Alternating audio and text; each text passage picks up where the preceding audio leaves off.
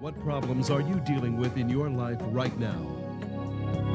Do you feel like giving up? Times are hard and you're not strong. Well, I know the answer for you, and it will lead to real truth. And don't look back to yesterday.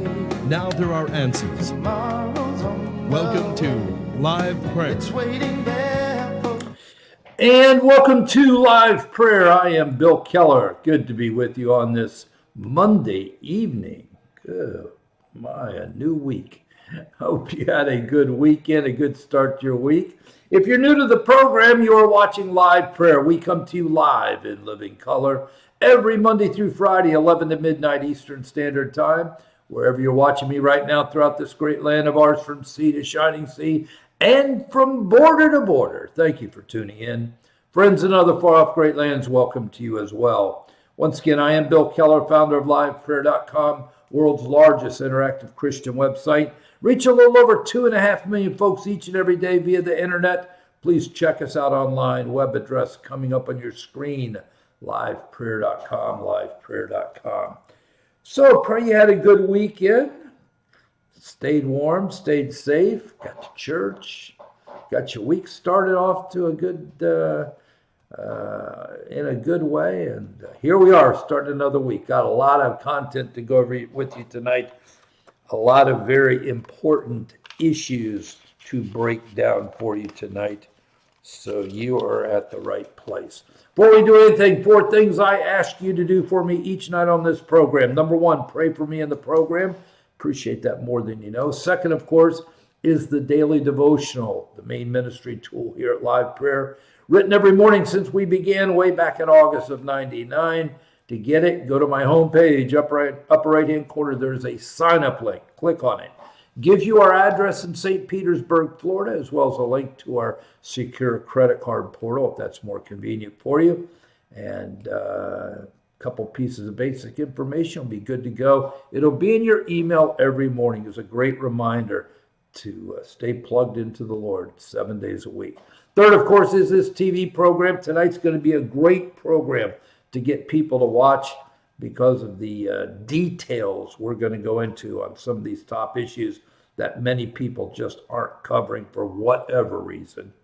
But share the program with others. Last, of course, this is a faith ministry. We don't play games. Don't try to con you into giving money. I hate to use that word, but that's really what it really is. It's a spiritual con job. Send me $1,000 and your children will be saved. I mean, and there's worse than that, if you can believe it, okay? No advertisers, no sponsors, don't sell anything, don't want to sell anything, just want to encourage people to dig into God's truth and to come to faith in Jesus. To do that, of course, there are finances required, but after 33 years, God has been faithful to supply what we need each month through friends like you. Pray about what you can do this month to support Live Prayer. Go to my homepage, upper right-hand corner. Again, there is a donation link. Click on it. Gives you our address in St. Petersburg, Florida. Also gives you a link, again, to our secure credit card portal, if that's more convenient. But pray about helping Live Prayer, okay? All right, let's have a word of prayer. We'll get started tonight. Lord, thank you for this wonderful day, a day that we've never seen before, never will see again, unique unto itself. Blessings from you all throughout. Thank you, Lord. Thank you for this day, the blessings. Thank you for my friends who have come to join me tonight. I lift them up. I pray for them and their families. I pray that you will minister to their every need, bless their home richly. And now we commit this time to you tonight, Lord. I just ask that you use it for your glory. Let the name of Jesus be lifted up, because at the end of the day, the answer to all of these issues, all of our problems, either as a nation, as a world, or just individually, the answer is Jesus. Bless his holy name, we ask and pray. Amen and amen. All right.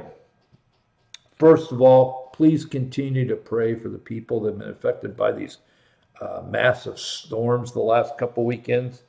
The best number I could get as of late this afternoon, about 119 throughout the country have perished directly due to the result of these storms. I'm going to talk to you about 10 of those people in just a few minutes. But please continue to pray for, obviously, families who've lost loved ones, people that have been injured in some way due to these storms, fallen trees, just all kinds of issues. Careful with the shoveling. At some point, it can literally kill you. Every winter, we read about people dying from a heart attack as they shovel the snow. And so don't overdo yourself. If you got to stay in an extra day, stay in an extra day. Amen. All right, let me start with Melania the movie. Okay, let's hit that, and let me share with you a few things about Melania the movie, and we'll get that out of the way. Now, interesting. Number one, it had the best opening weekend for a documentary in 14 years, a little over between 7 and 8 million. Just so you know, Amazon, they paid a licensing fee of approximately $40 million for the documentary and a subsequent documentary, if that ends up happening. And then they paid $35 million for promotionals. Okay, $75 million. Just for the record, they're going to get their money back. Again, it was produced by Amazon. Between the theater release, which after a month, I guess, will probably pick up a chunk of that $75 million. But then they're going to put it on Amazon Prime, and they're going to use it in a million ways to get people hooked into Amazon Prime Video, Amazon as a whole. They're going to get their money back. Unlike the Netflix, who pumped $100 million into the Obamas after they left office for all kinds of different projects, documentaries, podcasts, whole plethora of different opportunities to expose the Obamas. When it came time to re-up their contract with Netflix decided to pass. Truth be known, out of that 100 million, if they got 10 million back, I'd be shocked. So just a little contrast there, okay? Of course, again, the people at the theaters loved it. The professional critics hated it, just like I told you Friday would be the case. And the Democrats even were just nasty about it, as were the critics, just nasty. And it's so interesting to me. For the previous 4 years, we've had the matriarch of an incestuous pharaoh family on the cover of fashion magazines, dressed in what I guess best could be described as somebody's curtains, okay? This is the woman who is probably the poster child for elder abuse in this country. Of course, I'm speaking of Dr. Jill. And then, of course, before that, of course, was the first term of Trump. But before that, we had 8 years of who? Oh, that's right. The sweet dreams of Big Mike. Just saying. Yet here you have an actual, bona fide, long before she met Trump, global fashion model that in her career has appeared on the covers and pages of every major fashion magazine in the world. Just because her last name is Trump, she gets this kind of treatment. It's really bizarre. It really is. But the good thing, she is comfortable enough in her own skin, confident enough in who she is. She really doesn't care. And that probably POs the media more than anything. The fact that there's nothing they're going to say to her that's going to affect her. She just doesn't care what they think or say. Why should she? She's the two-time First Lady of the United States. Incredible story of, coming to this country as a real immigrant, legally coming here, legally becoming an American citizen. So she just doesn't really care. And again, this gets back to what I've been saying over the last few weeks as a comparison. It's funny that the Democrats, the globalists, they love criminals, but they don't care about innocent Americans. That's a fact. As they cheer against ICE, they're cheering for, robbers and rapists and murderers and child molesters and every kind of vile human being you could even imagine in your mind, who've inflicted incredible pain on already tens of thousands of American families. That's who they support. We're going to get in the Grammys. Yeah. Their hatred of ICE is literally a love for these criminals from other countries. It's really terrible. And it's the same thing here with the whole Melania situation. They rip her for what? I don't know, other than her name's Trump. Yet at the same time, they embrace, women that just have zero class, zero grace, are just nasty. But that's where we're at, folks. That's where we're at. And so that's the Melania situation. As long as I mentioned the Grammys, let's talk about the Grammys. I guess the first comment about the Grammy weekend is the infamous producer Clive Davis has a pre-Grammy party the Saturday night before the Grammys every year. It is definitely an A-list invite only type of a situation. It's legendary. As a matter of fact, if memory serves me correctly, and I need to put that caveat in there, Whitney Houston was in LA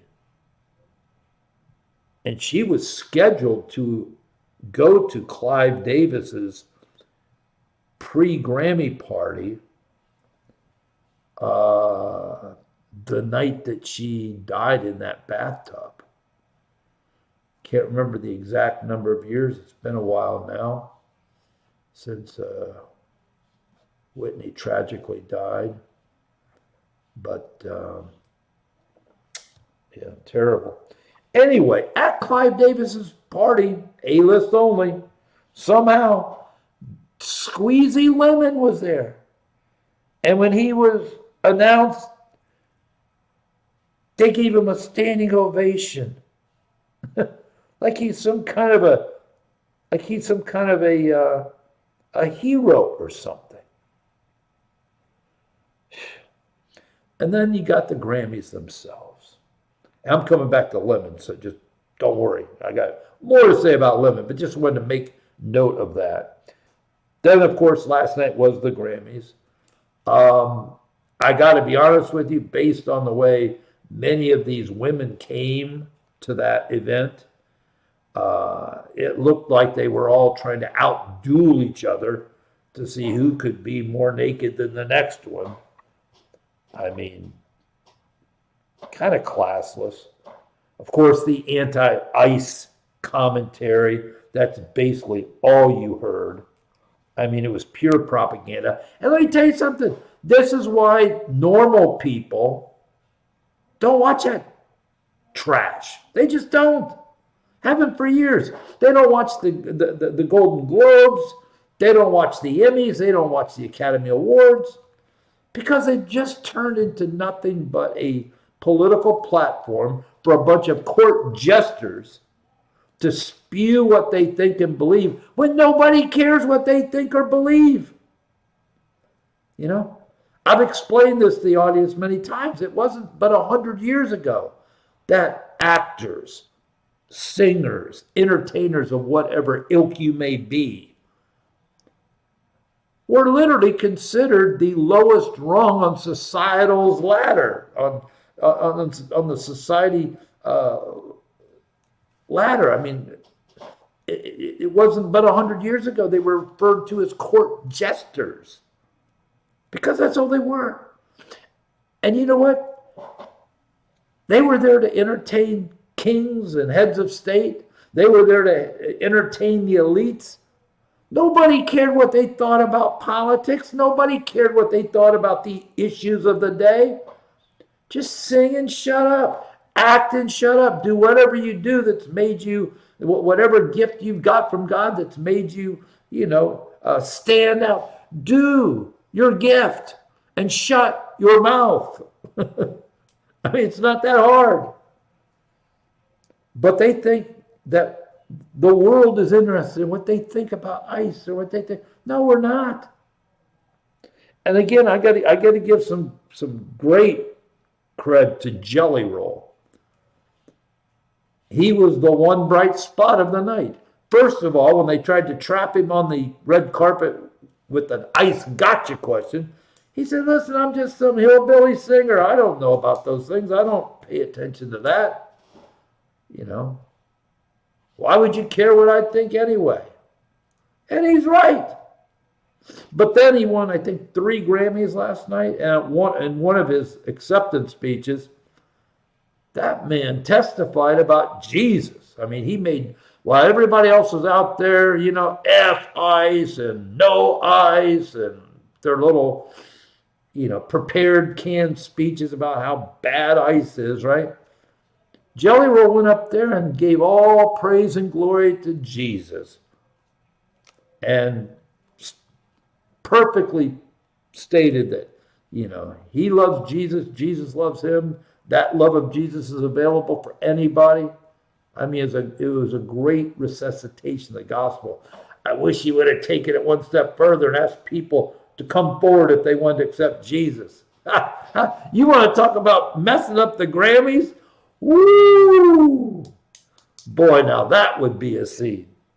But good for Jelly Roll. Boy, did they rip Nicki. I think last night Nicki Minaj found out what it's like when you go off the song sheet. Don't forget, Nicki Minaj, it wasn't 30 days ago, was the darling of the rap world, the entertainment world, black music, just rap in general. I mean, she was an icon. Greatest selling female rap artist in history. I mean, that's a fact. Whatever you think about it, I mean, it's saying something. Obviously, as I've stated in this program, much of her music is just terrible. But she's made a turn. She's, heading towards Trump. She is involved in the new Trump program for babies. Put her money where her mouth was. Did she get ripped last night?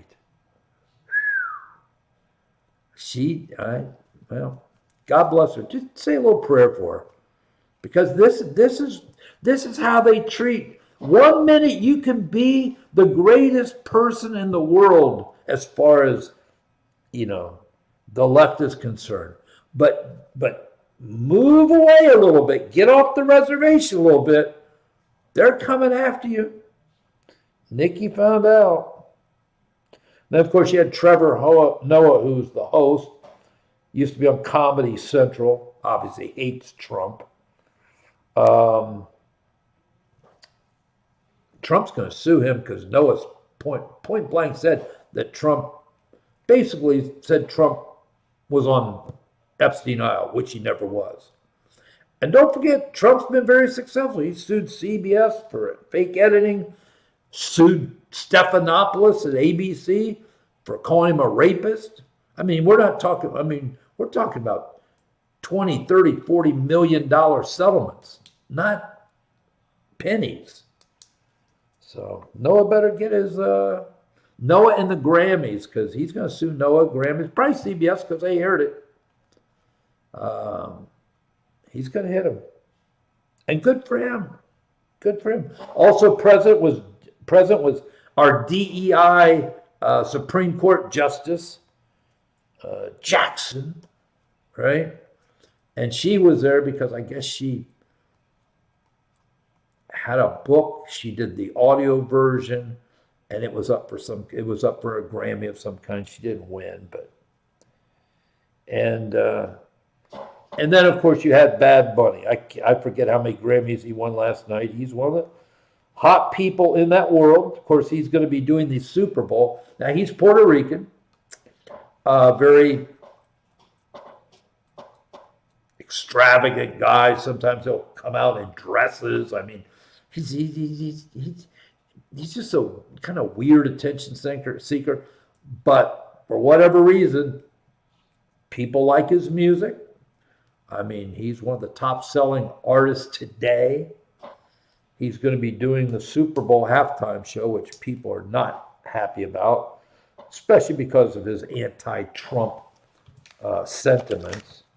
They see the halftime becoming very political. And I don't doubt that it probably will be. And I haven't mentioned this, but as long as I'm talking about the Super Bowl and the halftime, let me just throw this out, because Turning Point is doing an alternative Super Bowl halftime show.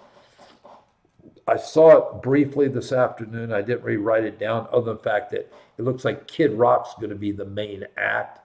In other words, when the Super Bowl this coming Sunday night, when they go to their halftime show,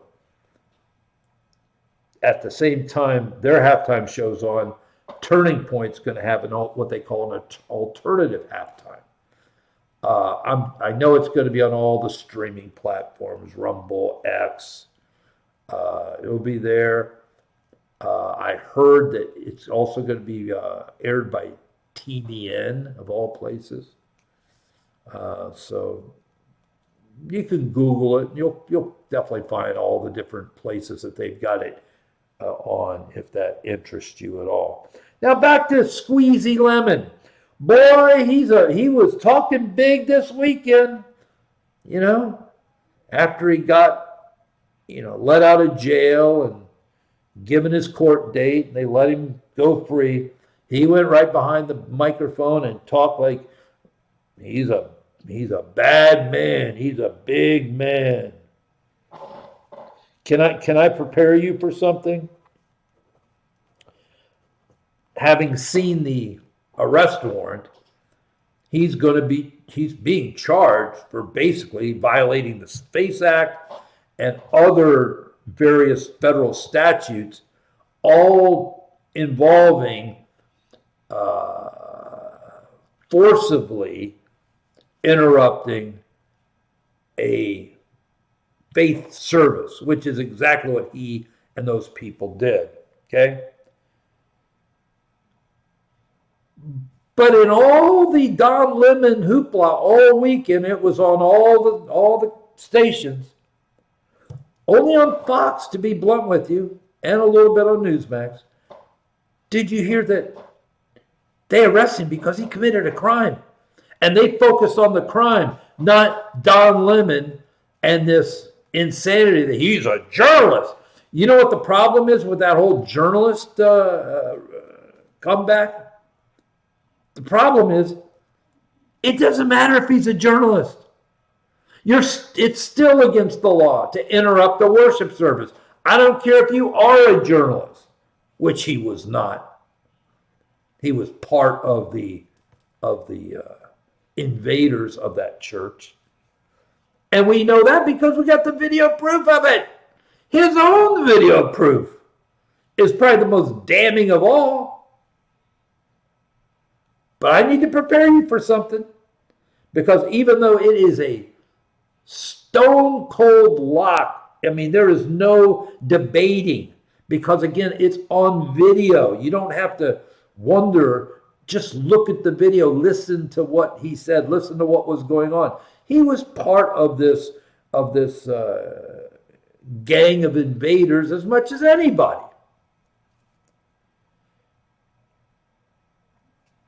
But here's what's going to happen. He's going to be before a federal judge in Minneapolis that's going to bend over backwards to help make sure he doesn't get convicted. He's going to end up with a Minneapolis jury, and all it takes is one person to hang the jury. Not only do I not doubt the jury will hang, they might even acquit him, even though he's guilty and everybody knows he's guilty of what they charge him with. They're just not going to convict him. And again, I hate to use this as the example, but it's the classic. It's OJ. I mean, everybody with a brain knew he killed those two people, ex-wife and Ron Goldman. But the jury acquitted him. I'll be shocked if you don't see the same thing with Lemon in Minneapolis. And just to wrap the whole Lemon thing up, because again, all weekend, and all these defenders of Lemon, all they focused on was the fact that Don Lemon is a journalist. How dare they arrest a journalist? Again, I think you can make a very strong case that Don Lemon is no more a journalist than Bill Keller is a giraffe. Now, just because you don't see a giraffe on your screen right now doesn't mean I'm not a giraffe. I'm telling you, I'm a giraffe.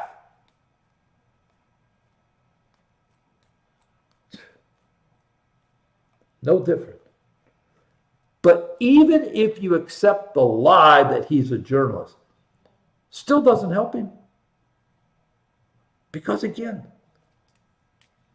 even if he was a legitimate journalist, what he did by being involved with the entire operation, and we know that again by his own words. Even if he was a journalist, it doesn't excuse his criminal behavior. Okay? And again, the red herring on Lemon, but he's a journalist. Trump wants to get rid of the journalist. Trump. Just nonsense. Over this weekend, in the frigid temperatures, we find out that 10 homeless people in Mamdani's New York City froze to death. Now, who could have seen this coming? I don't know what the low temperatures were at night in New York City. They were around 0, maybe -0, but be that as it may, it was still the type of cold snap that would kill people if they were out in those elements. And of course, New York City's still got quite a homeless population. Never heard him address that once during the, but that's another story. But 10 homeless people this weekend froze to death in New York City. And then he names as the head of the Department of Corrections a former convict. Now, I got to be honest with you. You know, I'm all for rehabilitation, second chances. Hey, you made a mistake, get up, do it better. You know, go forward with God, don't look back. I'm all for that, obviously. You know, because my life is a story of God's grace. But here's the problem. It's not the fact that this guy is an ex-convict. It's that for years he's been running and has been part of different organizations that basically want to let all the prisoners out of prison. One thing we've learned in all of this crime that we've dealt with over the last 5-6 years is that it's from what we understand, about a small 3 to 4% percentage of people in the community that are committing 70-80% of the crimes. Put them in prison, don't let them out, and immediately your crime numbers are going to get better. I've never taken one class in law enforcement, But you don't need to be a law enforcement professional to understand that. The problem is this guy isn't the fact he's a former convict. It's the fact that his policies are geared to let criminals out. And in that process, Mamdani is planning on shutting down Rikers as far as any cooperation with ICE goes. So here we go. Here we go.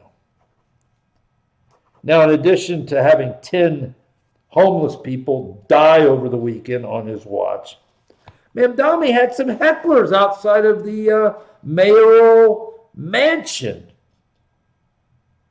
in New York City. These were anti-cop hecklers yelling at Mamdani, screaming at him through the fence, "You lied, Zoran.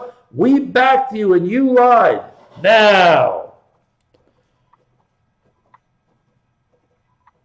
for my very intelligent audience members that don't miss many of these programs, you, I'm sure, will probably remember me telling you that when Mamdani becomes mayor on January 1st, which he did, don't worry about Mamdani per se. Yeah, he can do stupid things like kicking ICE out of Rikers and things like that. But for the most part, not much he can really do on his communist agenda because there's one thing he lacks, the ability to tax. We talked about that last week. He's getting very frustrated because he has no money. New York City is deep in the hole. And he wants to give away free bus rides, do something with rent, free daycare. And this guy who never ran an ice cream stand in his life finally realized, well, we need money to do this. But that's okay. We'll just tax the people.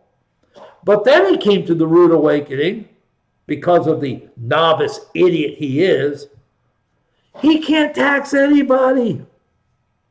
He has zero power to raise taxes on anybody. That all has to come out of Albany, the state capital. That all has to be led by Governor Kathy Hochul. But as the mayor of New York City, he has zero ability to raise taxes one penny. I told you, the problem with Mamdani isn't going to be Mamdani. It's going to be the radicals that put him in office. He didn't just come out of the clear blue sky by accident, just like Barack Hussein Obama didn't come out of the clear blue sky by accident. He was the avatar that in New York City, communist globalist forces wanted to use to keep control of the city. I mean, what a better puppet than a guy like Mamdani, a guy that's in his mid-30s, never did anything in his life, never had a real job in his life, doesn't know anything about what he's doing as far as governing New York City. I told you he was going to be hammered by the people that actually got him elected if he's not out of the gate starting to impose his communist will on New York City. And apparently these anti-cop people are not happy that he hasn't basically closed down the New York City police department. I'm serious. I'm serious.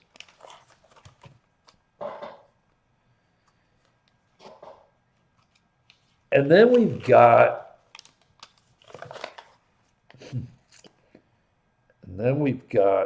ICE agents who chased down and arrested an illegal sex predator, child sex predator, after a judge in New York City helped this illegal child sex predator get out of the courthouse. In other words, the judge assisted this illegal child sex predator in getting out of the courthouse so ICE couldn't arrest him.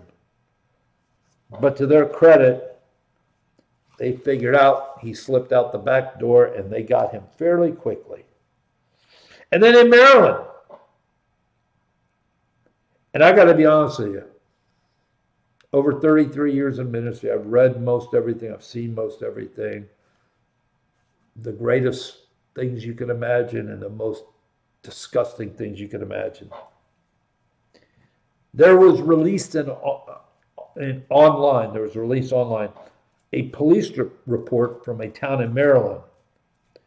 And this police report graphically described a 14-year-old girl who was raped by two illegals in her school.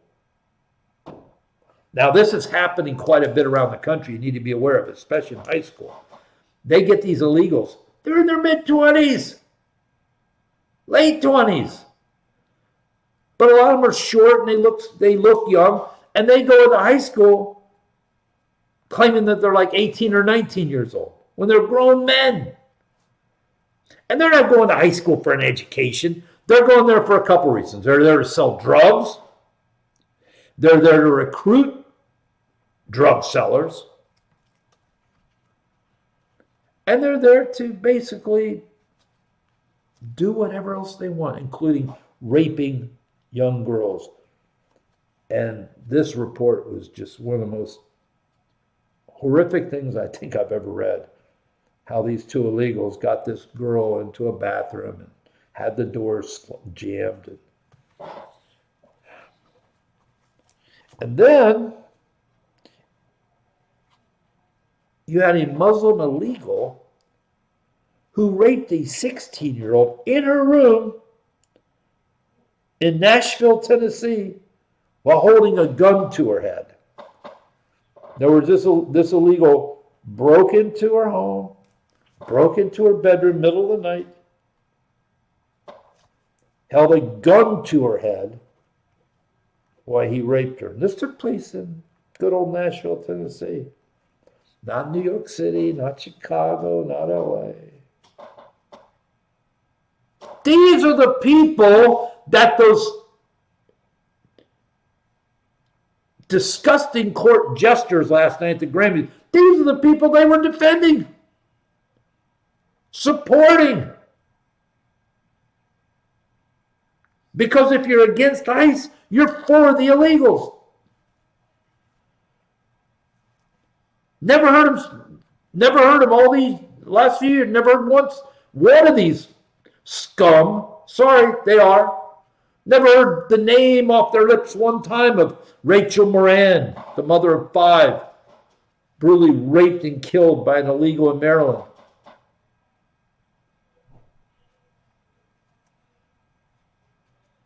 Laken Riley, the nursing student in Georgia. Jocelyn Ungary, 12-year-old girl in Houston, lured out of the house late at night by a couple of boys she met online. They took her under a bridge, brutally raped her for hours, and then bashed her head in with a rock and left her dead in the ditch. Didn't hear any of those names the other night. Maybe I was going to the bathroom or fixing a drink. I don't know. Maybe I was making a sandwich. I missed it. And then you got this insane Mayor Wu in Boston. Listen to what a genius she is. Now, I got to admit, I have never taken an official law class in my life.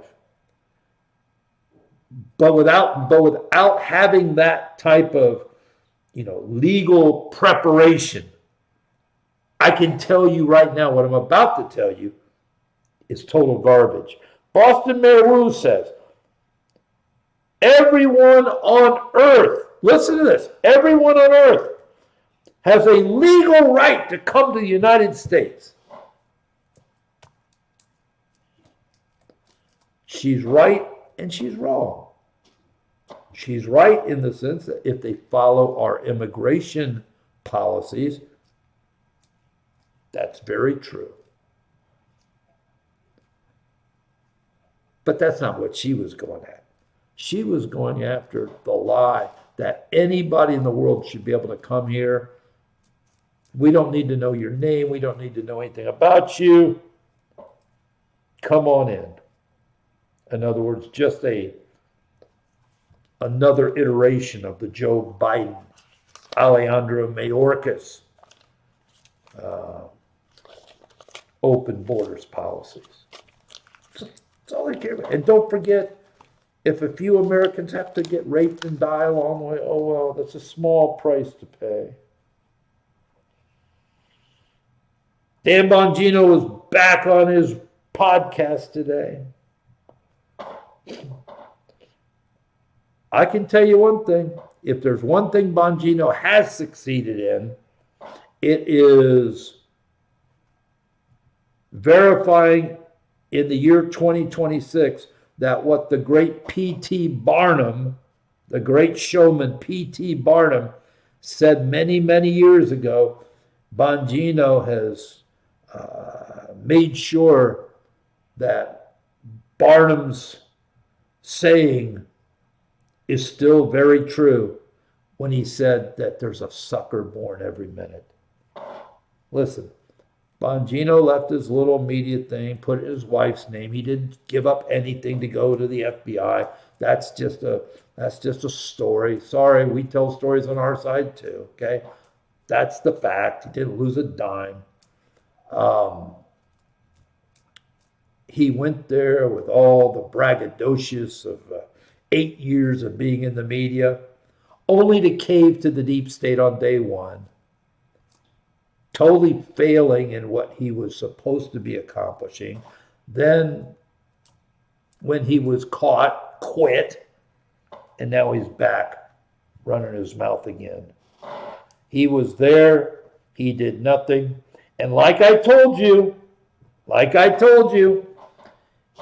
if he's questioned about anything as far as why he didn't do this, why he didn't do it, gosh, I wish I could tell you, but that's an ongoing investigation, or that's classified, or I'm not allowed to talk about this. That's how he's going to cover up his failure. I could care less, but I just be honest with people, because a guy like Bongino really hurts the movement because people aren't stupid. And he ran his mouth for 8 years about what he was going to do. He's going to do this. He did nothing. And that's fine. I got it. I have no doubt that either directly or indirectly, he was told day one, hey, anything that happened after January 20th of 2025 when Trump was inaugurated for a second term, go at it. Knock yourself out. Anything before that, hands off. And it's clear after over a year that's exactly what's happened. Epstein. Did I not tell this? I'm glad the people in this audience, you are so far above and beyond what most the average people, because they just don't understand what's going on, number one, but more importantly, why it's going on. Epstein was never about victims or anything. It was always about using Epstein as a cudgel to go after Trump. That's all it's ever been. It never will be nothing more. And the media, of course, are all over it. And the sick thing is, we knew Trump-Russia collusion was a lie almost from day one. Anybody was paying attention. Of course, now we have all the documents and everything to prove it was a scam. But the fact is, we've known all this Epstein stuff for anywhere from 5 to 20 years ago. I was writing about this stuff in a daily devotional, tying it into child sexual abuse and things like that, going back to 2006 when he had his first indictment for this stuff. And then, of course, he was arrested in 2019, committed suicide in his jail cell. But again, all I can do is give you this one fact, and you really don't need anything else. Joe Biden and his Department of Justice was weaponized for 4 years to try to put Trump in prison for the rest of his life, bankrupt him, ensure he could never be president again. And when they were failing at that, they tried to kill him twice. Oh, yeah. No doubt in my mind. Why do you think you've heard nothing about Crooks? You know nothing about Ruth. I guarantee the connections on their phones and their computers lead right to the deep state of our country. Probably CIA involvement, FBI. I mean, look at all the stuff they've done over the last decade plus. If you put anything past them, I'm sorry, you're not paying attention. But the point being is, they were making up crimes to charge Trump with. That's how much nothing they had on him, right? If they had a document in their possession that tied Trump to the infamous pedophile Jeffrey Epstein, the world would have known about this immediately. They were leaking out lies about Trump. Do you think if they had something truthful, they wouldn't leak it? And the reason they didn't go there for 4 years, you never heard one Republican or Democrat, well, we want the Epstein files. Once in the 4 years of Biden. Not once. This whole thing's been manufactured. Nothing that was released Friday, 3 million something. None of that was new. It's all just regurgitated. We already knew about all of it. And we also knew why the Biden people didn't release anything. They had nothing on Trump, number one. But who they did have stuff on, Reid Hoffman, founder of LinkedIn, who's he financed that E. Jean Carroll's defense, going after Trump for that insane claim that he raped her at Bergdorf Dorman 35 years ago. Can't remember the year, can't remember the month, can't remember the day, but he did. And in addition to that, of course, he's a huge Democratic donor. He pumps money to all these globalist liberal causes. He's a big buddy of Epstein. Bill Gates. You know, we've talked about them all before. Their names are right there. It's the Democrats that Epstein was hanging around with. Matter of fact, he didn't like Trump because Trump cut off all their personal relationship in 2003, 3 years before his first indictment. And that's how, anytime you get one of these idiots that talks about Trump and Epstein, tell them to find you one picture, one connection of Trump and Epstein after 2003. Just one. One picture, one interaction of them after 2003. Find one. Give you a little hint. They don't exist because Trump literally shut it down. And Epstein was mad about that. Of course, in 2016, we got emails of him working with some of these garbage authors who just write nonsense like this Wolf guy to do what they could to maybe try to hurt Trump from being president. But as far as Trump in any kind of contact communication with Epstein after 2003 doesn't exist. Now we find out that the victims, Epstein, aren't happy with what the DOJ did. Matter of fact, their lawyers wants to have a lot of those files resealed. And I've always said, if you want to know who these bad men were that did these evil things, just go to the victims and ask them. They know who did this to them. And by chance, if they don't know the guy's name, I guarantee you they can describe it, probably every inch of him, and we can figure it out pretty quickly. And of course, you got the Democrats out there now, even after Fred. Well, there's nothing about Trump here because he's hiding them. They've destroyed those documents. They're holding those back. I told you this. What they're doing. It's like Russia. It's like, when's the last time you beat your wife? I mean, you want to talk. Now you're defending yourself against something you never. What do you mean I never beat my wife. But now you're forced into their game of refuting a negative. It's the same thing they do with Russia. We know Russia and Trump are together. Get these victims to name names. If they don't want to, then, quit crying about the victims. But like I told you when this whole thing popped, like Trump called it perfectly, it's a hoax. It's never going away. Why would it? Every time they need a go-to card, they'll just go to the Epstein card. Jay-Z and Beyonce were heavily mentioned in the Epstein stuff. By the way, must have been enough to spook Spotify because they pulled all of Jay-Z and Beyonce's music from Spotify. You got this UK Lord Mandelson. Apparently he and Jeffrey were big buddies. He was the UK ambassador to the United States. No longer, but he was. And now they're demanding he leaves the Labour Party, which is like their Democratic Party over in the UK. And again, you got attorneys for these victims wanting the DOJ to take these files down. I mean, they went to court. They did everything they could to get these files up. Now they want them down. Don't talk to me about the victims when the victims have every ability to name names. And I heard, but they're signed NDAs. There's no judge that's going to enforce an NDA like that. Really?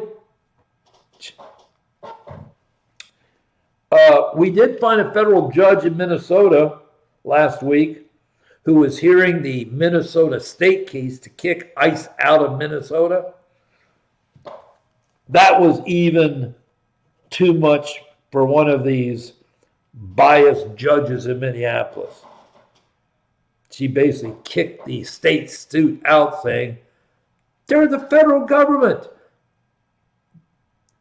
They have the constitutional duty to enforce the immigration laws. You have nothing to say about ICE.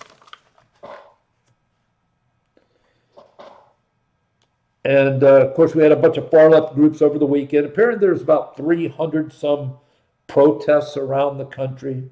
Most of them weren't large, didn't last very long. They were all anti-ICE, okay? And they were using kids as props. This must be one of their new things. That's what terrorists like Hamas do. They hide all their weapons underneath schools and hospitals and mosques, knowing that their opponent probably isn't going to bomb a school. They use kids as human shields. That's what these sick parents protesting ICE in Minneapolis were doing over the weekend. They brought their kids with them, using their kids as a barrier between them and the cops. Complaining when they wouldn't obey and they got hit with the pepper spray. Well, our children. What's your children doing there? If you're that stupid, that's on you. Don't drag your kids into that nonsense. Unbelievable. Those are parents that should lose custody of their kids, to be honest with you. ProPublica, a far left Latino-based operation, has now doxxed the 2 federal agents who were involved in defending their lives against Preddy a couple weeks ago. Turns out the 2 ICE agents that they doxxed are both Latinos. They're both Spanish guys. Unbelievable. And that's why they have the masks and everything. Because now these guys have got to go into hiding, and their families. You got ICE roadblocks in Minneapolis. In a lot of these areas of Minneapolis, they've actually built barriers. And they're stopping, it's like a checkpoint. They check who you are before you can drive through. They need to get one of these armored vehicles and just go blowing through these obstacles that they've set up in the middle of the street as a checkpoint. This is insane. And they're even giving high school kids credit for going to the protest. Imagine that. Clintons are going to appear for their depositions at the House Oversight. Their lawyer at the 11th hour caved. Of course, he offered, well, here's how we will come and for the deposition. 2-hour time limit. You can only ask about this issue and that issue. Comer said, pound sand. We're going by Tuesday night, your clients are going to be sitting at the Department of Justice with a referral for prosecution for failing to obey a legal congressional subpoena. And the Clintons caved. Don't have a date yet. I'm sure it'll be sometime in March of 2035. That would be their offer. So we'll see. Just so you know, a lot of the ex-Biden people, they found very cushy, well-paying jobs at a lot of companies and NGOs that were given millions, tens of millions of dollars by the Obama administration. A lot of these people ended up in these green energy companies, these renewable energy scams. And because they were with the Biden administration, who knows how instrumental they were in getting these companies and NGOs grants, right? Once the Biden administration ended, they all went to work for these same companies that they lobbied money for. Well, I mean, it's just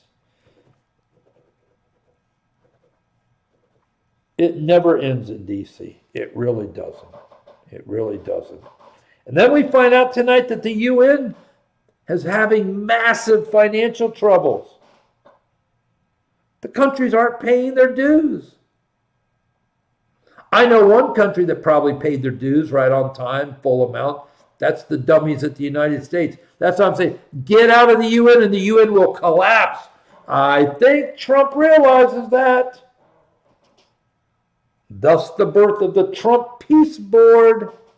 I know right now its focus is, getting Gaza squared away. But that doesn't mean it's the only thing that they are able to do or are going to do. And just to prove my point, I repeat, do not be shocked if somewhere in the next year or so Trump starts, putting out into the ether the fact that the United Nations is financially insolvent, needs to go. We need to get out of it. Watch. And then, of course, we found out this morning that NBC's longtime legal and host of the Today Show and some of those other morning shows on NBC, Savannah Guthrie. Now, she's a stone-cold Trump hater. Hates him as far as you can see. But we find out her mother in Arizona is missing. She's 84. It was a very bizarre interview with the police down there. But for all intents and purposes, it seems like her mother's home is a crime scene. They don't know where the mother is.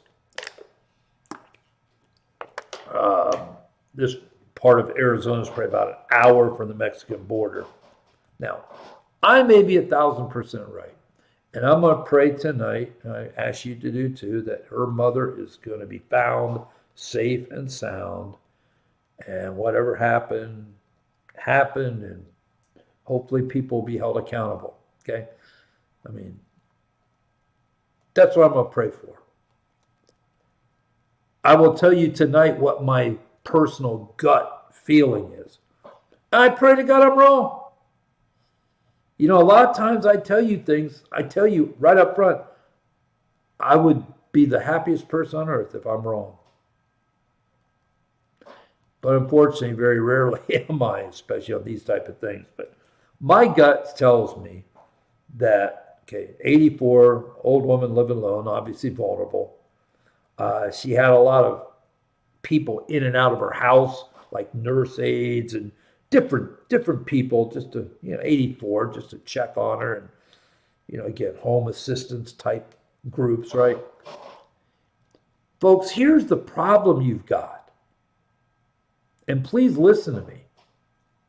If you've got an elderly parent and you've got some kind of an organization that, like a visiting nurse, some organization like that, or you've got some kind of a private healthcare situation where one of their workers goes to visit your mother.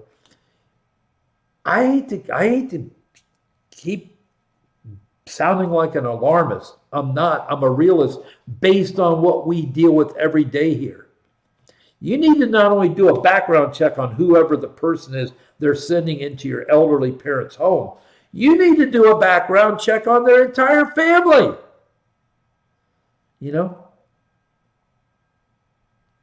Just because Teresa, the nice woman from Mexico, is kind to your mother and everything, that doesn't mean Teresa doesn't have a son who's not a good guy. I mean, we deal with this stuff all the time. If you're fortunate enough to get somebody that's caring and competent, all that, to handle the needs of your elderly parents, grandparents, whatever it may be, that's great. You better find out who their family is, though.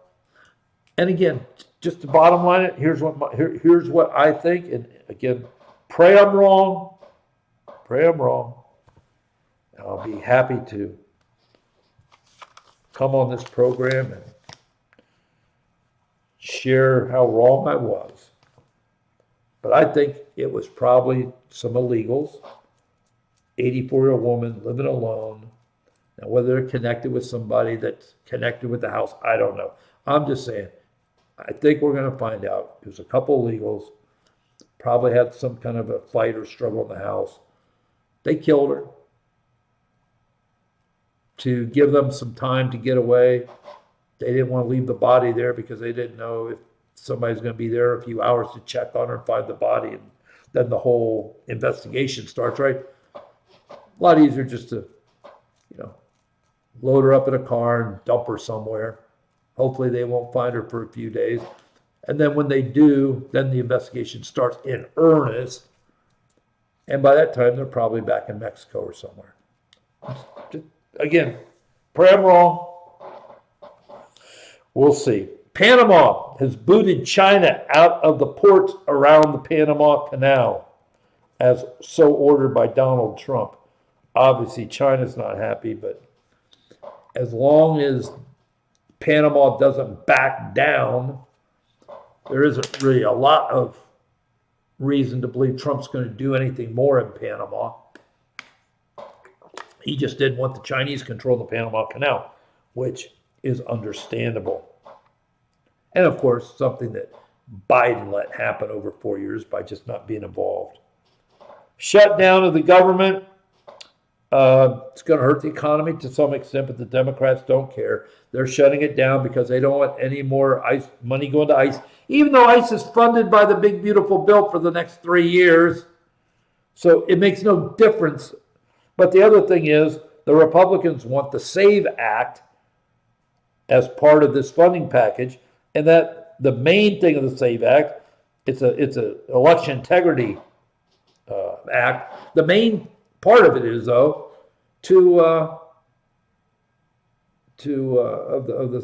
require voter ID. And the Democrats are livid. They don't want anything to do with voter ID because that makes it harder to cheat.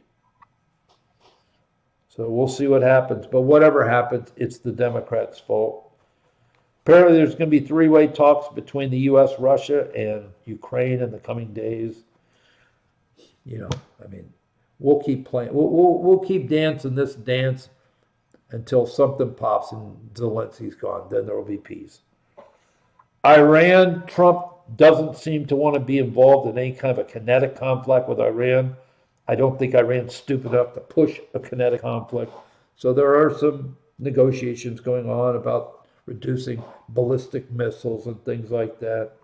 But at the end of the day, Trump's main weapon to use against Iran is money. So we'll see where that goes. Lastly, before I leave you tonight, I want to make sure I get this in. The Senate Intel Committee is very strong. It's the strongest committee in Congress because they oversee the CIA and all the intelligence community. Okay? Mark Warner, Democrat from Virginia, he is just a disgusting human being that should be spending the rest of his life in prison. He's either been the chairman of the Senate Intel Committee when the Democrats are in power, or he's been the minority leader on the House Intel Committee when the Republicans are in leadership, in the majority. But it doesn't matter because basically, even when there's a Republican chairman, Mark Warner runs that committee. And he is a stone cold shill and puppet for the intelligence community. That man has been involved in everything that has gone on since Trump came on the scene, starting with the Russia investigation. He has been part of everything from the standpoint of using that committee to cover up the crimes of the CIA, of the FBI, of the DOJ. Okay? Mark Warner is a very bad guy. And he is the key man in place that does the bidding for the CIA, the DOJ, the FBI, or should I just say the deep state. Okay? And he's now demanding answers from Tulsi Gabbard. Listen to this. He wants an ongoing review of her government activity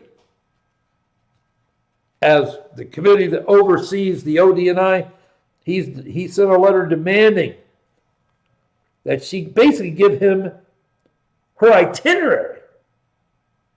Now, why would he want her itinerary? I'll tell you why.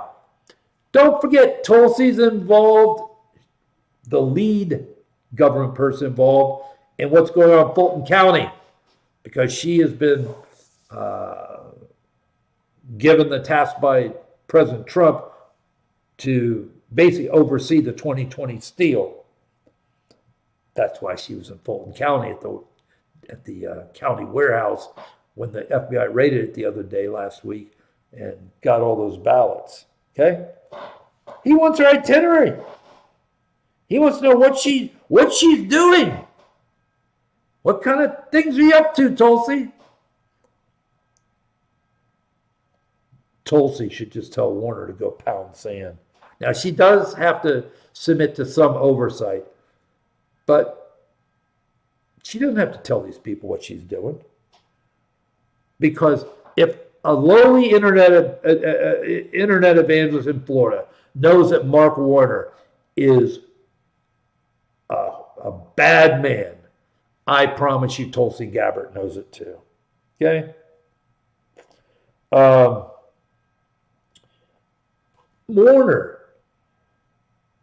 knows darn well that Fulton County could blow into smithereens everything that's happened the last 10 years. It would be the linchpin to unleash it all.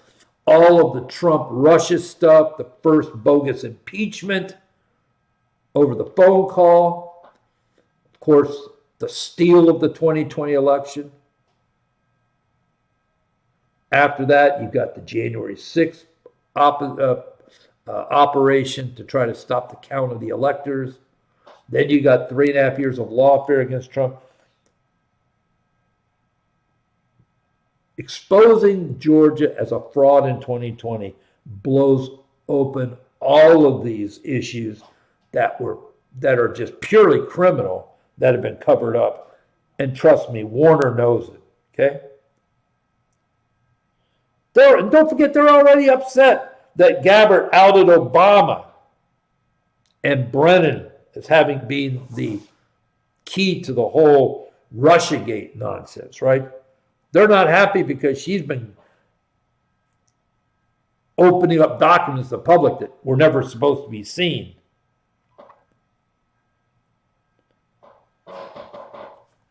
And then you've got over the weekend, not, what have I told you, no coincidence, right? Wall Street Journal with a total hit piece on guess who? Tulsi Gabbard. I keep telling you, pray for that woman. Pray for her protection, because she is the worst nightmare of the deep state and criminals like Senator Mark Warner. Okay?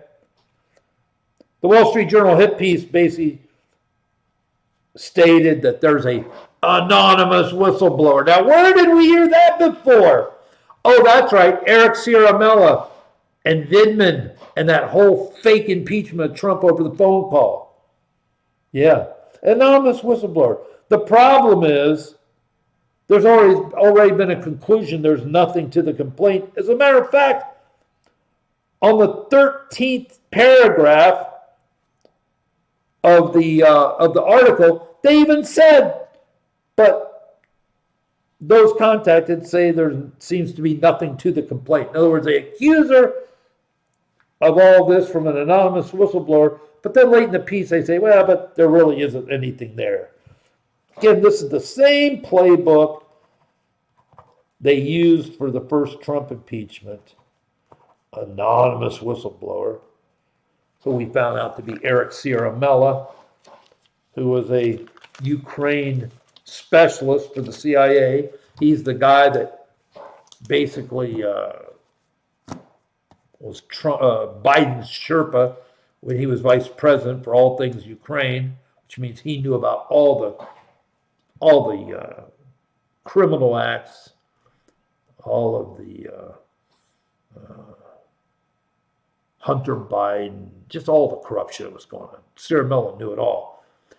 And we find out, again, through Tulsi Gabbard's documents, that when Barack Obama decided in 2017 that the original Trump-Russia intelligence community report that stated that there was nothing between Trump and Russia, Obama personally ordered that report to be torn up and replace it with another one claiming that there was collusion between Trump and Russia as far as working together to steal the 2016 election.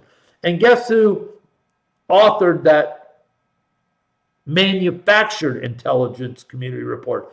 Oh, that'd be Eric Ciaramella. All right, so pray for Tulsi, okay? And good start to the weekend. Good start to the weekend. You're on top of everything. Everything's kind of where it needs to be. We'll see how things flow during the week. Before we get out of here tonight, if you never made a decision for Jesus, want to make sure you have that chance right now, because when this brief journey of life is over, we all stand before God at that moment. The only thing that's going to matter, do you have a relationship with Christ? If you've never made that decision, you want to make that decision now, pray with me. Dear Lord, I come to you tonight asking you to forgive me of all my sins. Lord, tonight I believe in my heart and confess with my mouth that Jesus is my Lord and my Savior. I surrender my life to you tonight. Use me for your glory. I ask and pray these things in Jesus' name. My friend, if you prayed and meant it, the Bible says you're saved, not because you said a few words, because of what you were doing in your heart by faith. Have a book I'll send you, won't cost you anything. Drop me an email, bkellerliveprayer.com. I'll get it out to you. If you need prayer for anything, please don't hesitate to email me, bkellerliveprayer.com. All right. Love and care about you so much. Have a great night tonight. Have a great Tuesday tomorrow.